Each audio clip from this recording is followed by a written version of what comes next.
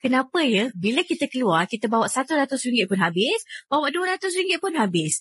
Niat tak nak beli apa-apa, tapi kalau iman tak kuat, confirm habis. Kalau duit tu tak ada dalam dompet atau lupa bawa ke ATM, boleh pula duit tu tak dihabiskan kan?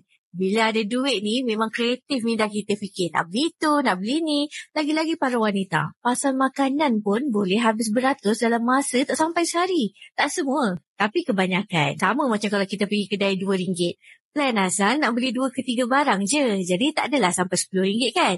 Tapi bila dah sampai kat kaunter, nak bayar bil jadi RM50 lah pula. Sebab tahu, duit ada dalam kad bank atau poket. Tu yang tak takut nak masukkan barang dalam bakul. Contoh-contoh ni memang terjadi dekat kebanyakan orang. Sebab tu kalau nak keluar, minimumkanlah tunai dalam tangan atau dalam kad.